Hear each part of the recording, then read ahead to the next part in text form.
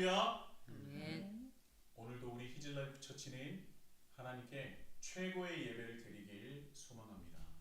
아멘. 어느덧 2월 마지막 주 예배입니다.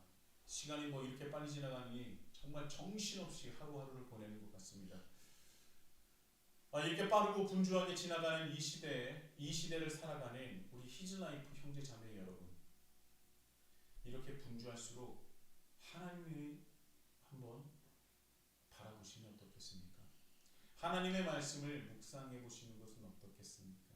이렇게 너무나 분주하고 이렇게 빠르게 지나가는 이 시대를 살아갈 때에 한 번은 멈춰서서 하나님을 향한 찬양과 기도를 드려보면 어떻습니까? 그때 분명히 이 분주함보다는 여유와 쉼을 주실 것이고, 불안함과 근심보다는 하나님께서 평안함을 주실 줄 믿습니다. 하나님께 주시는 이 평안과 쉼, 그리고 놀라우신 은혜를 경험하시는 우리 히즐라이프 처치가 되시기 예수님의 이름으로 축복합니다. 아멘. 요한복음 16장입니다. 요한복음 16장은 내가 이것을 너에게 이름은 너희로 실족하지 않게 하려 함이니 라는 말씀으로 시작하죠. 어디서 많이 본 듯한 말씀 아닙니까? 요한복음 14장입니다. 요한복음 14장은요 이렇게 시작해요. 너희는 마음에 근심하지 말라. 14장의 말씀은 너희는 마음에 근심하지 말라 라고 말씀을 시작하시는데, 16장은요 내가 이것을 너희에게 이름은 너희로 실족하지 않게 하려 함이니. 뭔가 이어지는 말씀 같지 않습니까? 14장의 이 말씀, 그리고 16장의 말씀, 예수님께서 제자들을 향한 그 간곡한 그 당부의 말씀이십니다. 말마따나 지금 제자들은 근심하고 있고 실족하고 있는 것입니다. 이 실족이라는 헬라어 스칸달리조는요 걸려 넘어지다, 함정에 빠지다 라는 뜻도 있고요. 그러면 어떻게 해서 걸려 넘어지고 어떻게 해서 함정에 빠지는 것이냐?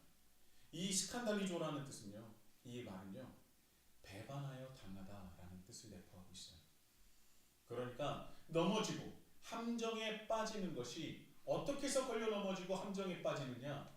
누군가의 배신을 통해서, 배반을 통해서 걸려 넘어지고 함정에 빠진다는 겁니다. 예수님께서 너희에게 이것을 이루면 너희가 넘어지지 않게, 함정에 빠지지 않게, 누군가의 배신으로, 누군가의 배반으로 너희들이 넘어지지 않게, 함정에 빠지지 않게 하기 위해서 내가 이것을 너희에게 이룬다.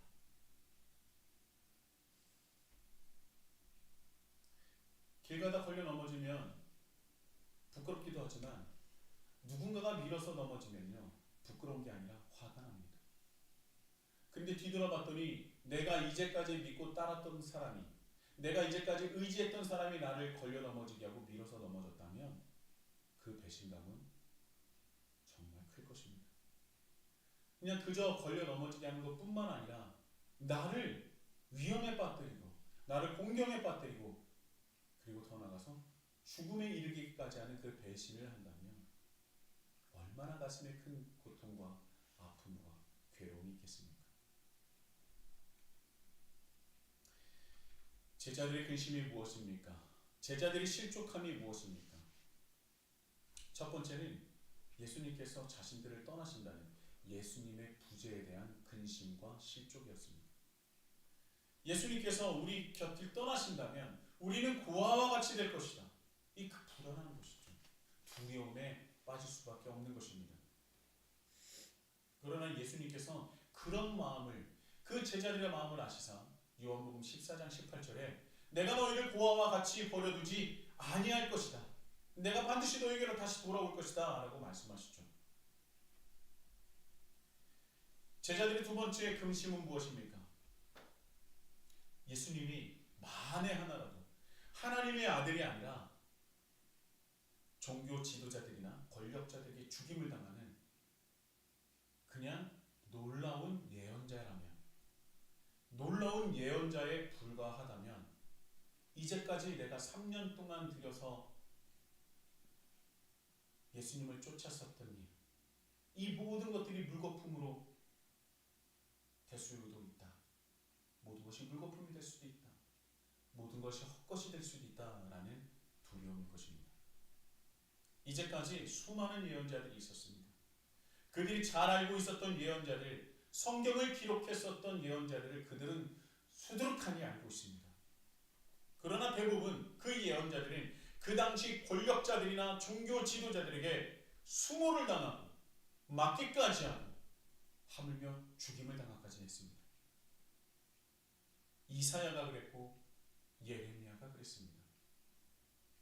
더 많은 예언자들이 수모를 당하고 고통을 당하고 죽임을 당했습니다. 그들은 예수님과는 다르다라고 생각을 했었는데 하나님이 보내신 예언자가 아니라 하나님의 아들이라고 메시아라고 생각했었는데 그래서 자신의 모든 것을 버리고 모든 것을 드렸다고 생각했는데 혹여나 예수님의 메시아가 아니라 그저 놀라운 예언자였다면 정말 이거 큰일 난 것 아닙니까? 제자들 머리에 별 생각이 다 들었을 것입니다.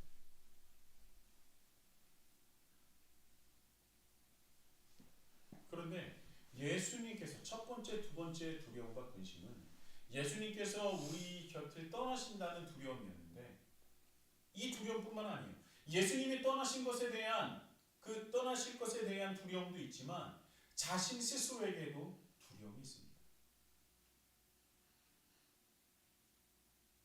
왜냐하면 예수님께서 말씀하셨죠. 너희들 안에 나를 배신하여 나를 팔 자가 있다. 그리고 뭐라고 합니까? 베드로가 나는 그렇지 않습니다. 나는 주님 곁을 떠나지 않겠습니다. 나는 죽더라도 주님을 떠나지 않겠습니다라고 했을 때 예수님께서 베드로에게 뭐라고 말씀하십니까? 닭이 3번 울기 전까지 내가 나를 부인하리라. 이제 그 예수님의 말씀을 들으니까 예수님도 떠나지. 예수님도 내 곁을 떠나셔서 죽으신다고 하지.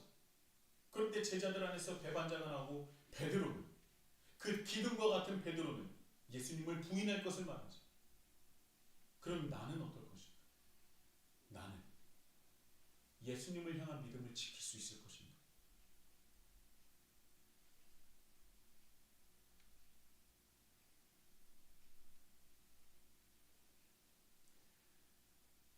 이것뿐만이 아닙니다.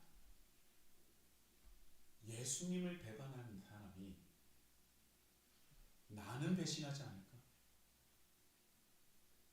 내 안전은 보장받을 수 있을까? 여러분, 플리바게닝은요 현 시대에만 있는 것이 아닙니다. 플리바게닝이 무엇입니까? 이 검사가 범죄자에게 자백이나 협조의 조건으로 형량을 낮춰주는 거예요. 우리나라에서는 이것이 적법하진 않지만 미국이나 이런 데서는 당연한 겁니다.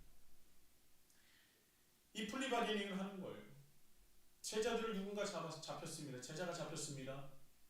너희가 또 다른 제자를 불면 너는 살려는 줄게. 이렇게 얘기한다면 예수님도 배반한다는 이들 안에서 나를 불지 않을까? 내 안전은 보장될까? 이런 두려움도 있지 않았겠습니까? 제자들 중 누군가 내 자신을 넘겨준다면 십자가에 달리는 것은 예수님으로 끝나지 않을 것이다.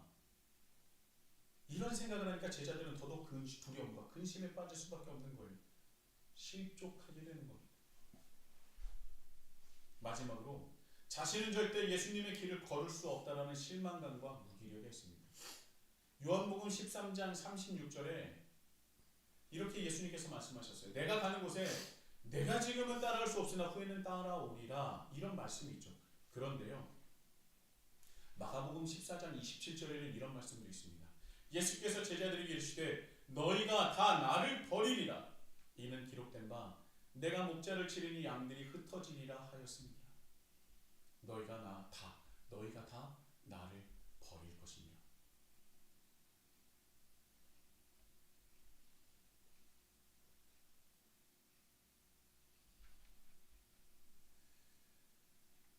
여러분, 스칸달리죠. 이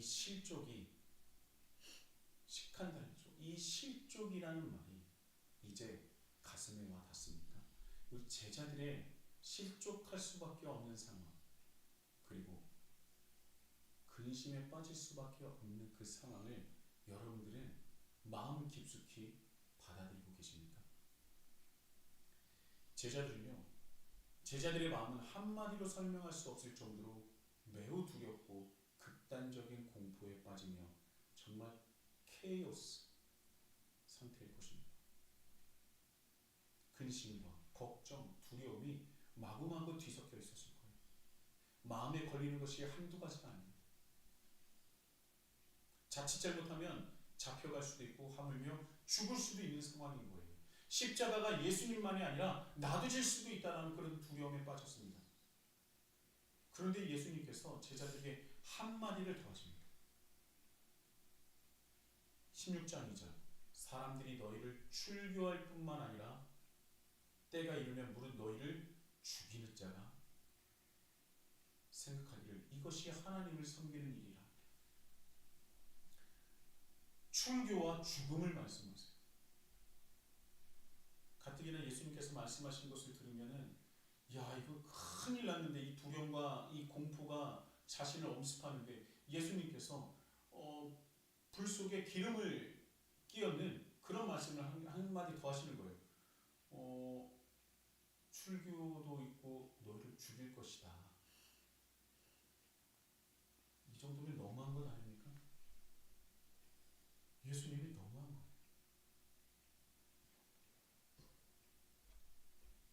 이 말을 들었을 때 제자들은 그래, 이제 모든 것이 끝났구나. 이제 끝났구나. 예수님이 안 계시면 우리가 무엇을 할 수 있는? 이제 예수님께서 죽으시면, 십자가에 달려 죽으시면 우리는 십자가에 달리는 것뿐만 아니라 가장 최고로서 우리가 발 디딜 수 있는 곳조차 없겠구나. 이 출교라는 것이 그런 거예요. 요즘 그 교회에 출교라는 제도가 있습니다. 그러나 요즘 우리 한국 교회는요, 출교라는 제도는 있지만 실제적으로 실행할 수 없어요. 거의 행해지지 않습니다. 실제로 여러분, 출교를 당했다 할지라도 다른 교회를 나가면 그만 아닙니까? 우리에게 출교라는 것은요, 기분은 나쁠지언정 크게 다가오지는 않습니다. 내가 출교를 당했다? 기분 나쁘겠죠. 그런데 그것이 끝이에요. 다른 교회를 나가면 끝납니다. 그런데 이 1세기 유대 사회에서는요, 출교라는 것은 일어나서도 안 되고 생각할 수도 없는 그런 정도의 형벌이었습니다. 우리에게 출교는 단순히 종교단체에서, 교회에서 탈퇴당하는 정도로 느낄 수 있지만 1세기 유대 사회에서는 그 그리스도인들에게서의 출교는 사망 선고이자 사회적 격리를 말해요. 유대교의 출교는요, 죄의 경중에 따라 크게 세 가지로 나뉩니다. 첫 번째는 니두이, 두 번째는 헤렘, 그리고 세 번째는 샴마타입니다. 니두이는요, 30일간 지속되는 임시 징계, 가족을 제외한 그 누구에게도 약 2m 이내로 접근할 수 없습니다. 그러나 30일 동안이에요. 30일 동안 가족과는 함께 할 수 있지만, 그러나 그 어떤 사람에게도 2m 안에 접근할 수 없습니다. 그러니까 도망쳐 다녀야 된다는 거예요. 숨어 다녀야 된다는 겁니다. 그러나 30일이죠.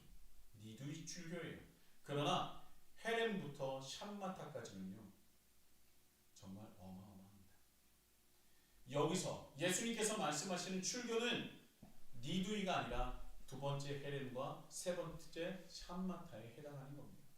헤렘은 무엇입니까? 무계한 공동체 추방입니다.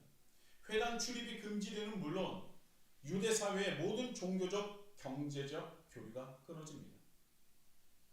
샴마타는 무엇입니까? 가장 엄격한 형태로 하나님의 심판에 맡겨진 영구적 제명을 말해요. 그러니까 출교라는 것은, 이 샴마타는요, 무엇이냐? 너는 하나님께 버림받았고 저주받은 존재라는 겁니다. 그것을 공인하는 거예요. 그러면 출교로 인한 실질적인 피해는 무엇입니까? 초대교회 그리스도인들이 감당해야 했던 피해는요, 단순히 예배를 못 드리는 것 이상이에요. 첫 번째는 경제적 파산입니다. 당시 경제는요, 철저히 유대 공동체와 회당 중심으로 이루어졌어요. 출교를 당하면 상거래가 금지됩니다. 물건을 살 수도 없고 팔 수도 없습니다. 직업을 잃게 되고요, 가문에서의 상속권마저도 박탈 박탈당합니다. 사실상 완전히 극빈층으로 전락하고 굶어 죽을 위기에 빠져요. 실제로 출교당한 자는 굶어 죽는 일이 다반사였습니다. 종교재판을 통해서 사형이 집행되지 않더라도 굶어서 가장 처참한 몰골로 죽어가게 하는 것이 출교였다는 거예요. 그러면 출교당한 사람들을 돕는 사람이 있으면 굶어 죽지는 않지 않겠습니까? 아니에요. 출교당한 사람은 도울 수조차 없었습니다. 돕는 사람도 출교를 당하기 때문이에요. 경제적 파산이 있습니다. 그리고 사회적으로 고립이 되는 거예요. 유대인들에게 회당은요, 종교시설뿐만 아니라 마을의 회관이자 그 교육기관이었습니다. 친구와 이웃, 심지어 가족으로부터 철저하게 외면당하고 철저하게 버림을 받아요. 공동체의 모든 경조사, 결혼, 장례 등에서 제외되는 것뿐만 아니라 사람들은 그를 부정한 자로 여기고 그와 함께 대화할 수도 없었습니다. 사회적으로 완전히 고립되는 거예요. 살아있지만 죽어있는 자가 되는 겁니다. 마지막 세 번째는요, 법적 보호의 박탈이에요. 공동체에서 쫓겨난다는 것은요, 그 사회적 법적으로 보호받을 수 없다는 것을 말합니다. 억울한 일이 당해도 유대 율법으로서 보호를 받을 수 없고요, 재판을 받을 수 없습니다. 그냥 억울한 일을 당하면 어쩔 수 없게 됩니다. 이방인과 다름없는 취급을 받으면서요, 로마법이나 유대 간습법의 사각지대에 놓이게 됩니다. 마지막으로 네 번째는요, 종교적 정체성이 상실돼요. 유대인에게 하나님의 백성에서 제외된다는 것은 모든 소망이나 그리고 영적인 사형 선고나 마찬가지였어요.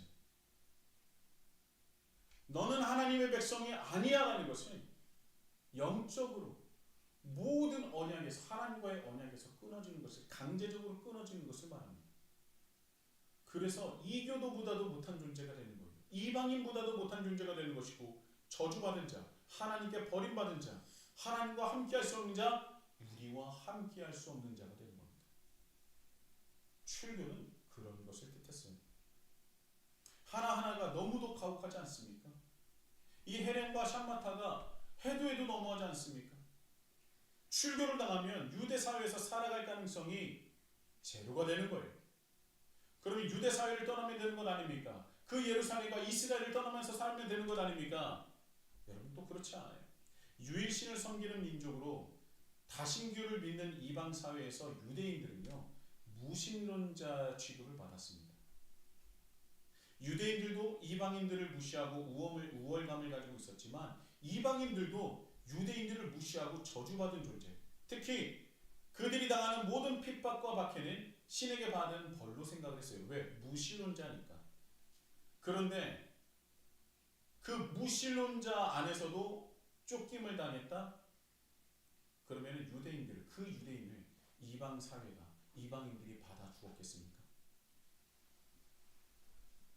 출교를 당하는 이들은 어디를 가든지 법적인 조치, 법적인 보호를 받지 못했을 뿐만 아니라 버림받은 존재, 저주받은 존재, 언제 어디서 소리 없이 사라져도 아무도 찾지 않을 존재가 된다는 것이 바로 출교입니다. 유대 사회에서 출교라는 것이 얼마나 큰 일인지 이제 감이 오십니까? 자, 너희들은 막 내가 떠날 것이다라고 하니까 막 머리에 막 복잡하고, 나 이제 끝나는 거 아니야? 그냥 예수님의 하나님의 아들이 아니라, 예수님 그 메시아가 아니라 그냥 훌륭했었던 예언자 중에 한 명 아니야? 예수님께서 만약에 죽으신다면, 돌아가신다면 나라고 안전할 수 있나? 이런 여러 가지 그런 걱정과 근심과 실족해 있는데, 예수님께서 너희 출교당할 거야, 죽이기까지 할 걸? 이것은 해도 너무한 겁니다. 그게 바로 오늘 본문 말씀이에요. 그러면 정말 끝나는 겁니까? 그렇게 되면 정말 끝이 나는 것입니까?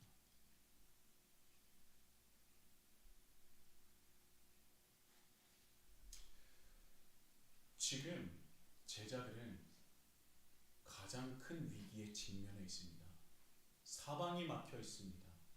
도울 리가 없습니다. 예수님이 사라지시니 이제까지 예수님을 믿고 따랐던 수많은 민중들은 한 번에 돌아설 것이 명확합니다. 제자들은요, 완전한 패닉 상태에 사방이 둘러싸여 있는 절대절명의 위기에 빠져 있습니다. 제자들이 빠져 있는 위기처럼 이 시대를 살아가는 우리 또한 위기를 경험할 때가 있습니다. 어려움을 직면할 때가 있습니다. 괴로움을 당할 때가 있습니다. 억가라고 하죠.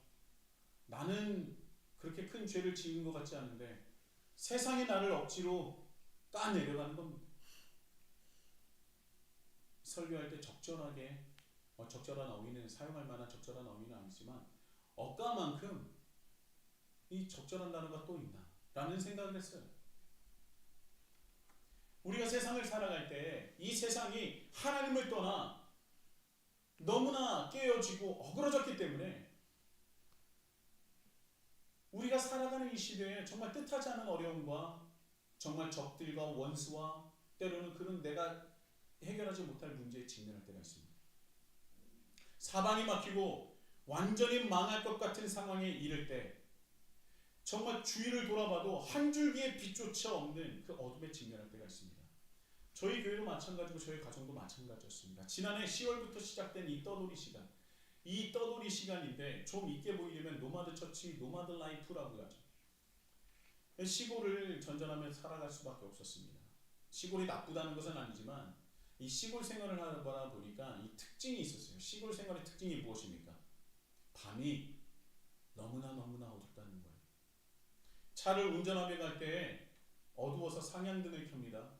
그래도 그 어둠을 이길 수가 없습니다. 너무나 어두워서 성인 남성조차 혼자 돌아다니기 무서울 정도로 칠흑 같은 어둠입니다. 정말 캄캄해요. 그래서 그 어둠을 볼 때마다 제 상황 같았습니다. 너무나 어두웠어요. 상향등을 켜도 선전등을 켜도 앞뒤 좌우가 보이지 않습니다. 저는요, 핸드폰 후레쉬가 정말 밝은 줄 알았어요.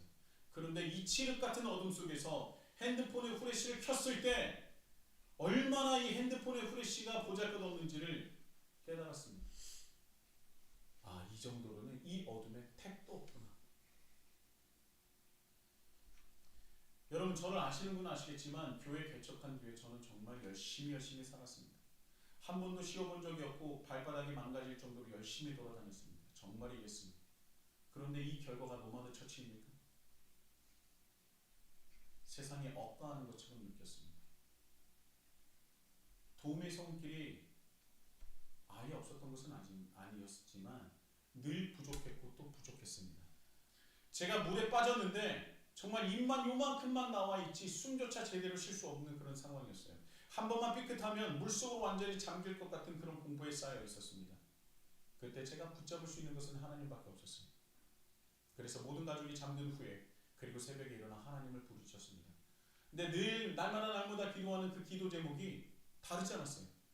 어제도 같았고 오늘도 같았고 내일도 같았을 겁니다. 하나님께 부르짖고 또 부르짖었어요.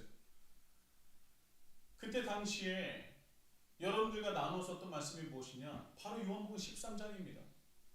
13장의 말씀부터 그 패닉에 빠졌었던 그 제자들의 모습이 바로 저였던 것 같아요. 정말 사방에 한 줄기의 빛조차 없었습니다. 만약에 예수님이 계시지 않는다면, 그리고 제 상황에서는 와, 예수님이 주님이 나를 도우시지 않는다면 내가 이 상황을 극복하고 이겨낼 수 있을까? 하나님께 부르짖고 또 부르짖었습니다. 원망 같은 기도도 나옵니다. 그럴 때마다 마음을 잡고 다시 기도를 합니다. 나에겐 기적 같은 은혜가 일어나진 않는가? 엘리야에게는 까마귀도 있었고 성경을 보면 위기 때마다 도움의 손길이 있었는데 나의 도움은 어디서 올까? 나에게도 이런 은혜가, 이런 도움의 손길이 있었으면 좋겠다. 기도했습니다. 엘리야에게 까마귀를 보내셨던 것처럼 주여 우리 가정에게도 우리 교회에게도 그 까마귀를 보내주셔서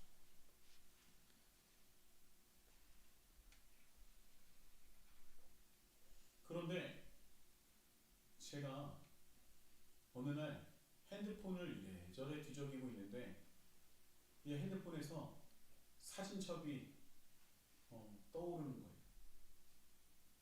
그 사진첩을 추천해 주는 겁니다. 당신의 지난 날을 추억하세요. 이렇게 뜨는 거예요. 그래서 제가 그걸 툭 눌렀더니 지난 날 2021년, 2015년, 2014년, 2013년에 있었던 그런 사진들을 쭉 보여주는 겁니다. 이제까지 그저 그 사진첩을 보면 지난날의 추억이라고 생각했지만 제가 그 사진첩을 그때 보는 순간 그 사진첩은 저에게 무엇으로 다가왔냐면 하나님이 이렇게까지 나를 사랑하시고 이끌어주시고 부어주신 은혜구나 라는 것이 그것을 깨닫게 되었습니다. 사진첩에 담겨있는 늘 사진첩은 웃고 있죠. 울상인 아이도 있습니다. 저희 아들 중에 한 명은 처음부터 끝까지 울상이었던 아이가 있어요. 모든 것이 불만이었습니다. 그래서 어렸을 때는요 늘 이 내천자가 늘 여기에 있었어요. 모든 사진이 그렇습니다. 그런데 그 아이가 시간이 지나자 모든 사진에 활짝 웃는 사진으로 변합니다. 웃는 것뿐만 아니라 바보스러울 정도로 왜 저러나 할 정도로 웃는 사진으로 변해요. 저는요 그 사진을 보면서 우리 가정과 우리 교회와 함께 하시는 하나님의 은혜를 떠올리게 됐습니다.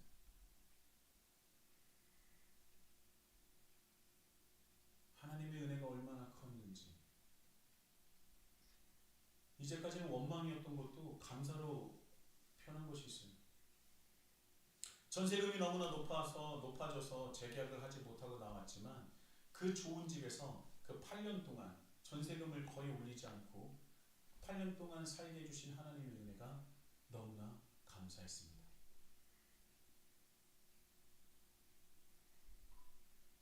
지난 날을 또 돌아보게 돼요. 사진 속에 있는 제 와이프 그리고 제 아이 결혼할 때를 돌아봅니다. 제 모교회는 3번이나 깨진 곳이에요. 성장하면서 이 대학 청년부의 기도 제목을 서로 나누지 않습니까? 그런데 우리 여성 자매들의 기도 제목이 다 대놓고 같이 함께 기도 제목을 나누는데 기도 제목 중에 뭐가 나왔냐면 사모만 되지 않게 해주세요라는 것이 기도 제목이었을 정도였습니다. 그들이 보기에 목사들은 너무나 힘든 거예요. 어떻게 대학 청년부에서 기도 제목을 이제 셀로 하나씩 나누는데 사모만 되지 않게 해주세요라는 게 기도 제목이 나올 수 있겠습니까? 저는 그런 교회에서 성장했습니다. 그런데 그때 저는 뭐였습니까? 목사 지망생이잖아요. 물론 저도 그 자매랑 결혼할 생각은 없었습니다. 근데 목사 지망생 앞에 두고 사모만 되지 않게 해주세요라는 그 기도 제목을 내는 그분의 마음은 얼마나 간곡했겠습니까? 그분과 제가 교류가 있었던 것은 아닙니다. 왜냐하면 그분뿐만 아니라 그 기도 제목이 그때 보편적이었어요. 그런 교회에서 성장을 했는데 그러면서 저는 내가 결혼이나 할 수 있을까라는 생각을 했던 적이 정말 있었습니다. 그런데 제 첫 사역지가 목사에 대한 존중이 남아있는 몇 안 되는 교회 중에 하나였습니다. 저는 전도사로 가서 정말 눈도 고개도 들지 못할 줄 알았는데 그 교회 갔더니 전도사님과 목사님들에게 너무나 귀한 존중과 존경과 사랑을 보내주는 교회였어요. 저는 놀랐습니다. 처음에 적응이 되지 않았어요. 저분이 언젠가는 내 뒤통수를 치겠지, 내 뒤에서 욕을 하겠지라고 생각했는데 아니에요. 그분들은 정말 사랑했습니다. 그리고 정말 진심으로 존경하고 정말 존중했어요. 제 마음이 녹아지고 또 회복이 되었습니다. 그래서 그 교회에서 제 와이프를 만난 것은 아니지만 결혼도 하고 지금은 아들 셋을 주셔서 이렇게 함께 예배를 드리고 있지 않습니까? 하나님께서 주신 은혜가 너무나 많습니다. 그래서 처음에는요, 살려달라, 이 어려움을 극복하게 해달라, 엘리야의 까마귀를 보내달라고 했었던 그 기도에서 점차 감사의 기도로 변화되었어요. 감사할 것을 찾아보니 너무나 많았습니다. 그래서 더 하나님께 감사의 기도를 드리기 시작했어요. 그러면서 한 가지가 떠오릅니다. 하나님, 제가 하나님께 감사하지 못했던 것을 회개합니다.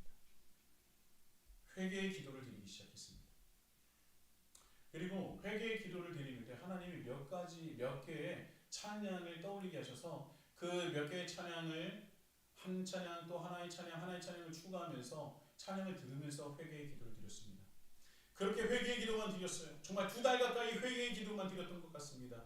얼마나 회개할 것이 많은지, 얼마나 제가 하나님 앞에 죄를 지었는지, 제가 얼마나 부족했는지 하나님께 기도하고 또 기도하고 회개했습니다. 제가 기도를 드릴 때 찬양을 작게 틀고 기도를 드렸어요. 제 기도의 방향성에 맞는 찬양을 선곡하게 하셔서 찬양을 들으면서 부르짖으며 기도했습니다. 그런데 어느 달이었습니다. 회개의 기도를 드리려고 회개의 찬양을 틀어놓고 기도를 하려는데 그 찬양이 제 마음속에 와닿지 않는 겁니다. 회개의 찬양이 제 마음속에 와닿지 않아요. 그래서 하나님께서 뭔가 나에게 말씀하시는가 보다 라는 생각을 하고 찬양을 끄고 다시 기도했습니다. 그때 하나님께서 제 마음속에 회복에 대한 말씀을 주시고 하나님께서 회복하게 하실 것이라는 그런 마음을 주셨어요.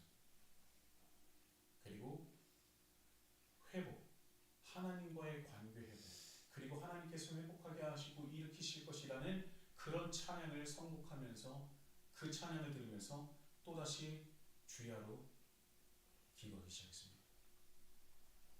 그리고 한 달이 지난 후에 회복이 다 되었는지 그 회복에 대한 찬양을 드리는데 제 마음속에 다른 마음을 주십니다. 그래서 회복에 대한 그 찬양을 옆에 두고 하나님께서 자신만을 찬양하고 경배하는 찬양을 원하시는 것 같아서 하나님을 높이는, 하나님을 경배하는 찬양과 기도를 드리기 시작합니다.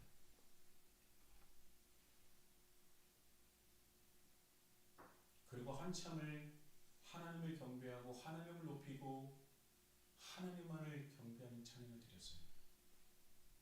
그리고 하나님께서 이제 너희 교회와 가정을 위해서 일을 시작하겠다 라는 말씀을 주십니다. 그래서 급하게 한국으로 돌아오게 됐습니다. 우리를 사용하시겠다. 내가 너희를 통해서 일을 다시 시작하겠다. 제가 회개를 할 때 제가 한 가지 하나님께 기도드렸던 것이 있어요. 뭐냐면 하나님께서 만약에 저의 죄와 저의 부족함을 용서하신다면 저를 사용하시겠다 마음을 먹으시면 그것을 깨닫게 인도해달라. 근데 그 마음을 저에게 주셨던 거예요. 하나님께서 일을 시작하시겠다라는 응답을 주셨습니다. 이제까지 정말 너무나 컴컴하고 어두운 곳에서 살았지만 하나님께서 일하시겠다 말씀하시니 한 줄기 빛이 저를 비추는 것 같았어요. 그래서 저는요 하나님과 동행이라는 찬양을 선곡하고 하나님과 동행이라는 찬양을 하면서 기도했습니다. 그런데 너무 성급했나요? 동행이라는 찬양을 듣는데 제 마음속에 주저하는 마음이 들었습니다. 그래서 다시 하나님을 높이는, 하나님을 경배하는 그 찬양으로 다시 돌아갔고 그 찬양하면서 기도하면서 느끼는 것이 무엇이냐면 이제 동행이 아니라 하나님께서 일하실 것을 신뢰하기를 원하시는구나 라고 깨닫게 되고 이제 하나님을 향한 찬양의 선곡이 하나님이 일하심을 신뢰하는 찬양으로 선곡하기 시작했어요. 그리고 지금까지 하나님을 향한 신뢰, 하나님이 우리와 함께 하시고 하나님은 우리를 사랑하시고 하나님은 늘 우리와 함께 계시길 원하시는 그 하나님을 신뢰하는 것, 그것을 지금 하나님께서 우리에게 바라시는 겁니다. 그래서 하나님을 신뢰하는 그 찬양과 기도를 드리고 있어요. 우리 교회와 가정은 요단강 건너편에 있습니다. 가나안 땅에 들어가기 전에 모세는 요단강 앞에서 이스라엘 백성들에게 적과 꿀이 흐르는 그 약속의 땅을 바라보면서 하나님의 말씀을 마지막으로 전했어요. 하나님께서 약속하신 땅을 반드시 우리에게 허락하실 텐데, 그러나 이전의 모습과는 달라야 한다. 너희들이 약속의 땅에 들어가서 어떻게 살아가야 하며, 어떻게 하나님을 믿어야 하며, 어떻게 하나님을 순종해야 하며, 어떻게 믿어야 할지 일러준 말씀이 바로 신명기 말씀이에요. 그래서 지금은 저희가 약속하신 젖과 꿀이 흐르는 땅을 저 앞이 바라보면서 지금 이곳에 서 있습니다. 그리고 신뢰하는 거예요. 누구를요? 우리를 통해서 역사하시는, 우리를 사랑하시고 우리와 함께 하시기를 원하시는 그 하나님을 신뢰하면서, 그 음성을 신뢰하면서 바로 이 자리에서 오늘 또 기도하고 찬양하며 예배를 드리는 것입니다. 지금 우리 히즈라이프 처치 앞에는 젖과 꿀이 흐르는 땅이 있습니다. 그 약속의 땅 앞에 서 있습니다. 물론 아직 건너지 못했습니다. 우리의 상황이 아직 나아지지 않았습니다. 그러나 하나님께서는 마지막 준비를 하고 계십니다. 하나님을 신뢰하게 만드시는 분. 우리는 하나님을 신뢰해야 합니다. 저는 하나님만을 믿고 하나님만을 의지하며 하나님의 통치반을 받으며 살아갑니다. 지금 우리는 하나님을 떠날 때에 그때의 마음과 믿음이 지금 돌아갈 이 시점과는 너무도 다릅니다. 하나님이 그동안 닦으셨고 다듬어 주셨고 깨닫게 해주셨습니다. 그리고 이제 하나님께서 일하신다 말씀하셨습니다. 요한복음 13장부터 16장까지의 말씀을 보면서 저는 느낀 것이 하나 있습니다. 하나님께 두려움이라는 게 있을까요? 신이신 하나님께서 두려움이라는 게 있으실까요? 저는 있다고 생각합니다. 하나님은 두려워하시는 것이 있어요. 그것이 무엇이냐? 다름 아닌 우리가 하나님을 떠나는 겁니다. 세상을 살아갈 때 수많은 일들을 경험하는데 우리는 믿음이 워낙 약하고 흔들리기 쉬워서 부서질 때가 있습니다. 그럴 때마다 하나님은 우리를 붙잡으시지만 때로는 우리가 하나님을 떠날 때가 있어요. 말로는 믿는다고 하지만 이미 우리의 삶의 모습과 궤적을 보면 하나님의 빛과 향기는 찾아볼 수 없어요. 하나님을 떠나버린 겁니다. 하나님은 우리가 하나님을 떠나는 것을 가장 두려워하십니다. 그래서 요한복음 13장부터 16장까지 예수님이 제자에게 하시는 말씀이 무엇이냐? 너희는 근심하지 말라, 실족하지 말라, 보혜사 성령을 바라보라 말씀하십니다. 13장부터 16장까지의 말씀은 보혜사 성령에 대한 말씀이에요. 왜요? 제자들이 자신을 떠나갈까 봐. 하나님께서는 하나님을 버리고 그 흔들림에, 그 믿음에 우리가 떠나갈까 봐. 그 두려움에 나를 바라봐, 나를 신뢰하라. 내가 너희를 위하여서 보혜사 성령을 보냈다.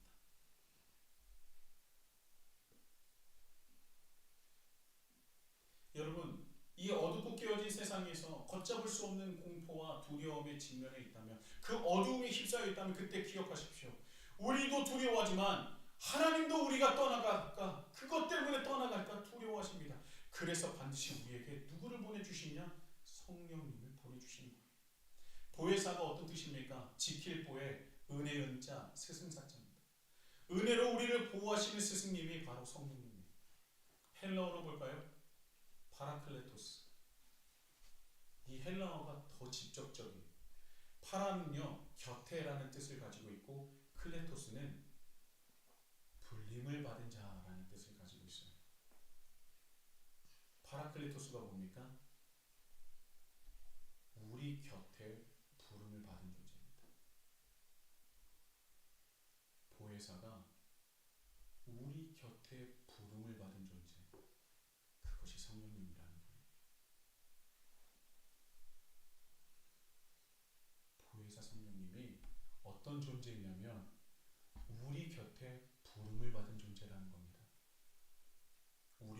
구하시기 위해서, 하나님 곁에 붙어 있게 하기 위해서, 하나님을 떠나지 않게 하기 위해서, 더 나아가서 하나님을 신뢰하며 하나님을 더욱더 믿으며 하나님의 일하심에 동참하게 하기 위해서 우리 곁에 부르심을 받은 존재가 보혜사 성령님이라는 것입니다. 극도의 공포와 두려움에 빠져 있을 때 하나님은 우리 곁에 파라클레토스 보혜사 성령님을 보내십니다. 그리고 그때 제자들에게 또 우리에게 말씀하시죠. 나의 안에 거하라. 나는 포도나무요 너희는 가지라. 어떤 상황에 있더라도 너희는 나에게 붙어 있어야 된다. 내가 너희의 곁에 함께 있겠다. 이것이 바로 보혜사 성령님입니다. 다름 아니라 그 극도의 불안함과 공포와 두려움과 어두움에 휩싸여 있을 우리를 위해서 우리 곁에 보냄을 받은 존재, 그분이 바로 보혜사 성령님이라는 것입니다. 그 보혜사 성령님이 저와 여러분, 우리 교회와 우리 가정과 여러분의 가정에게, 여러분의 앞길에, 여러분의 직장에, 여러분의 가정에, 여러분의 학교에, 여러분이 걷는 그곳에 함께 하시길 예수님의 이름으로 축복합니다. 아멘. 우리가 여호와를 신뢰하면 됩니다. 여호와 하나님을 신뢰하면 되는 거예요. 우리를 떠나지 않으시는 하나님, 우리를 붙드시는 하나님, 우리를 다시 살리시는 하나님, 우리를 위로하시는 하나님, 우리를 이끌어주시는 하나님, 우리와 함께 하시기를 바라시는 하나님, 우리와 함께 일하시기를 원하시는 하나님을 신뢰하시는, 그래서 보혜사 성령님이 우리를 이끌어주시고 우리를 하나님의 품에 인도하여 주시며 하나님의 일하심에 동참하시는 그 성령님, 그 성령님이 우리 히즈라이프 처치와 함께 하시기를 바라며, 아니 이미 함께 하시며 일하시고 계시는 것을 믿으며 신뢰하며 그곳에 동참하시는 저와 여러분 되시길 예수님의 이름으로 축복합니다. 우리